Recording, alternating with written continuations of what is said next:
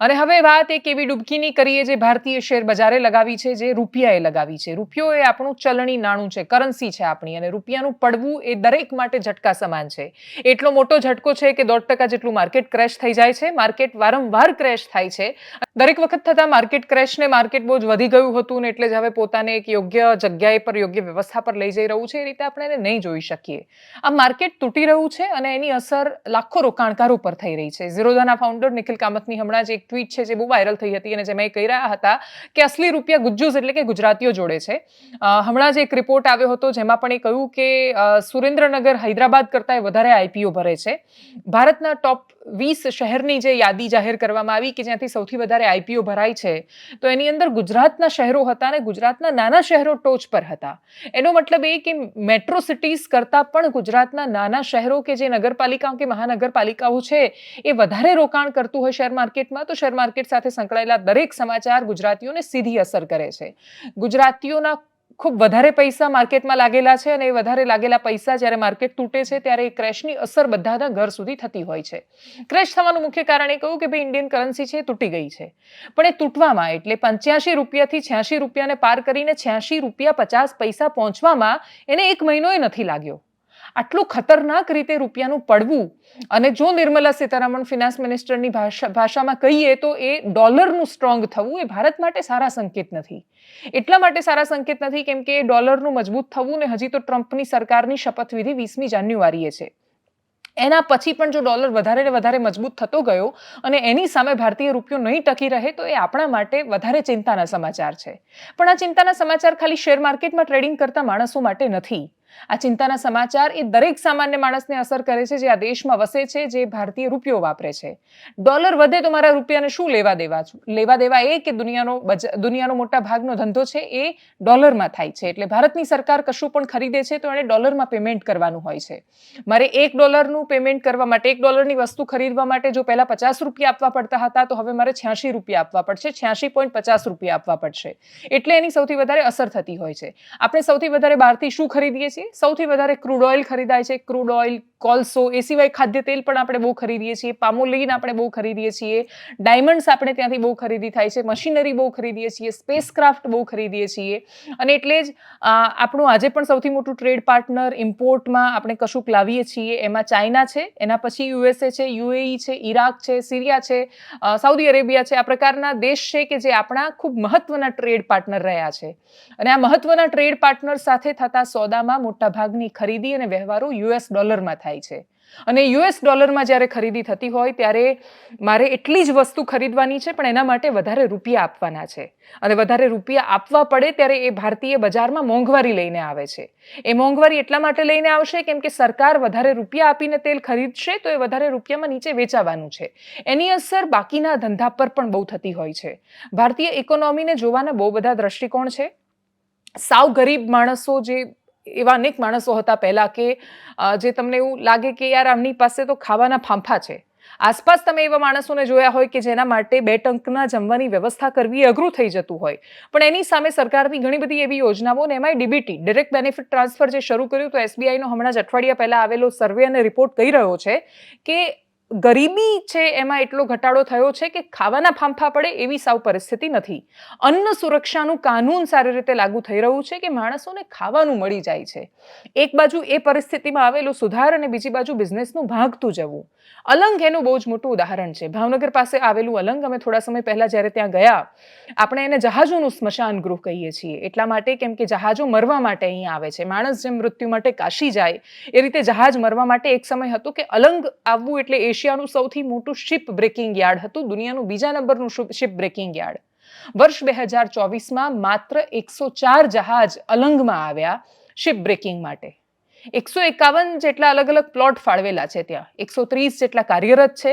અને એ કાર્યરતમાં જ્યારે કોઈ જહાજ ત્યાં આવે છે ત્યારે એને તોડવાનું કામ અને એ તોડીને એમાંથી જે વસ્તુ છે રિસાયકલ કરવાનું કામ થાય. પ્રક્રિયા શું છે? તો એક માલિક છે, એક જહાજ ખરીદે છે.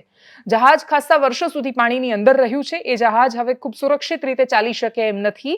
એટલે એ જહાજ પોતાની છેલ્લી સફર ખેડીને ભાવનગર પાસે આવેલા અલંગ પર પહોંચે છે. અલંગના એ વેપારીઓ એને ખરીદે છે. કોઈ 25 કરોડમાં ખરીદે, કોઈ 30 કરોડમાં ખરીદે, કોઈ 5 કરોડમાં ખરીદે. જેવું જહાજ એવી એની કિંમત. એ જહાજ જેમ હોય એમ યથાસ્થિતિ એને વેચી દેવામાં આવે. એ લીધેલા જહાજને પછી છૂટા પાડે, એમાંથી ફર્નિચર પણ મળે, એમાંથી બાકીની એવી બધી પ્રોડક્ટ્સ મળે કે જેને બજારમાં વેચી શકાય. પણ મુખ્ય વસ્તુ છે ધાતુ, મેટલ ત્યાંથી મળતી હોય છે. એ સ્ટીલમાંથી સળિયા બનાવવાની સરકાર પરમિશન નથી આપતી. હવે બીઆઈએસના નિયમો લાવ્યા છે. બીઆઈએસના નિયમો સુરક્ષાની દ્રષ્ટિએ એટલે મહત્વના છે કેમ કે સરકાર એવું કહી રહી છે કે સળિયા એવા જ વપરાવા જોઈએ જે ભૂકંપમાં કે બાકીની ખરાબ પરિસ્થિતિમાં પણ ટકેલા રહે.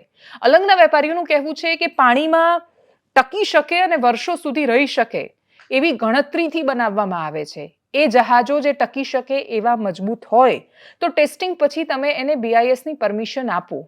એ જહાજમાંથી નીકળતા સ્ટીલમાંથી સળિયા નથી બનાવી શકાતા. ટીએમટી સળિયા આપણે જેને કહીએ છીએ, થર્મોમિકેનિકલી ટ્રીટેડ સળિયા, એ હવે બીઆઈએસના નિયમના કારણે 2014થી જે કાયદો લાવવામાં આવ્યો એના કારણે અલંગના શિપબ્રેકિંગ યાર્ડના જહાજો છે એમાંથી સળિયો નથી બનાવી શકતા. નુકસાન એમને બહુ જ મોટું છે.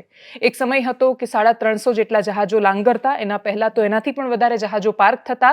એ જહાજ હવે આવતા બંધ થઈ ગયા છે. માંડ 100 જેટલા જહાજ આવે અને એમાં આટલા બધા પ્લોટ હોય, એક પછી એક પ્લોટ બંધ કરવાનું શરૂ થયું. હમણાં ડિમોલિશન જ્યારે કરવામાં આવ્યું, ગેરકાયદેસર જેટલા બાંધકામો હતા શ્રમિકોના એ તોડી દેવામાં આવ્યા. પણ એ તોડી દીધા પછી એ મજૂરો પાસે બીજી કોઈ રોજગારી નથી. વર્ષોથી એમણે આ જ કરેલું છે એટલે રસ્તા પર એ સૂઈ જાય છે, સવારે જાગે છે, ફૂટપાથ પર જ નાય છે અને 7 વાગે કામે જતા રહે છે. જે કામ મળે એ, કેમ કે ઇન્ડસ્ટ્રી બંધ થઈ રહી છે. બંધ થતી ઇન્ડસ્ટ્રીમાં એમના હાથમાં આવતા 10,000 થી 15,000 રૂપિયા એમના માટે એકમાત્ર વિકલ્પ છે. એમના માટે 2 જ રસ્તા છે, કાં તો ભૂખ્યા મરવાનું ને કાં તો 10,000માં જે થઈ શકે એ રીતે મજૂરી કરવાની. ઇન્ડસ્ટ્રીઝ બંધ થતી હોય ત્યારે ઇન્ડસ્ટ્રી પાસે કશું વિશેષ માગી નથી શકતા.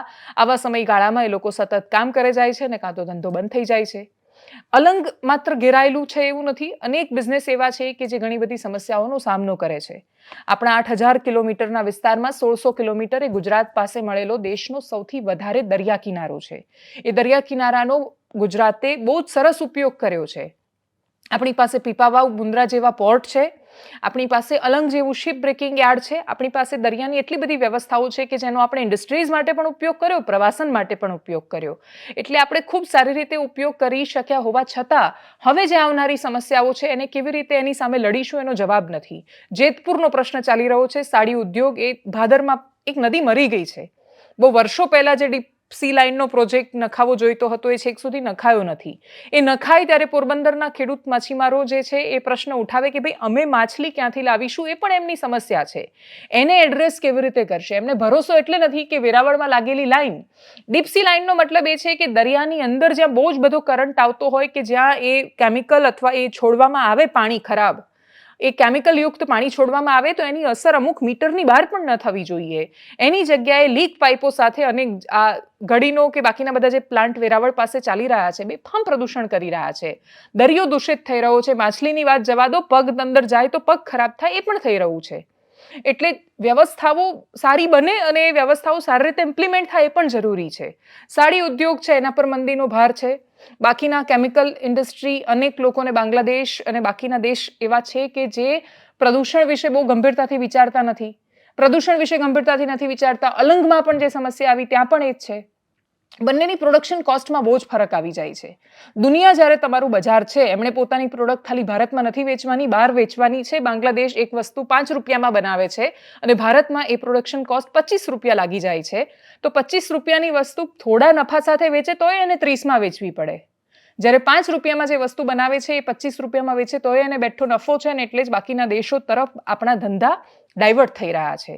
મોરબીના સિરામિકની પણ એ સમસ્યા સામે આવી. એટલે અનેક ઇન્ડસ્ટ્રીઝ છે કે જે મંદીનો અને પોતાની સામે આવી રહેલા પડકારોનો સામનો કરી રહી છે. સરકાર ઘણી બધી ગણતરીઓ સાથે આગળ વધી રહી છે, પણ એ ગણતરીઓની વચ્ચે ડોલરનું આટલું મજબૂત થવું અને એની સામે રૂપિયાનું 86 રૂપિયા અને 50 પૈસા પર પહોંચવું એ પડકાર અને ચેતવણી બંને છે. જો એ રિકવરી નહીં થાય તો આ સવાલ ખાલી શેર માર્કેટમાં ઇન્વેસ્ટ કરતા, આઈપીઓની રાહ જોઈને બેસતા, આઈપીઓમાં પૈસા ડબલ કરવાની ખેવના રાખતા ગુજરાતીઓ પૂરતો સીમિત નથી. ગુજરાતીઓ પર જ માત્ર આ સમસ્યાઓની અસર નથી થતી, એના નીચે કામ કરતા જે શ્રમિકો છે, જે મજૂરો છે, એમના પર પણ એ અસર થાય છે. એક ઇન્ડસ્ટ્રી બંધ થાય ત્યારે એની નીચે કેટલા લોકો એવા છે કે જેનું પાલન પોષણ થતું હોય છે.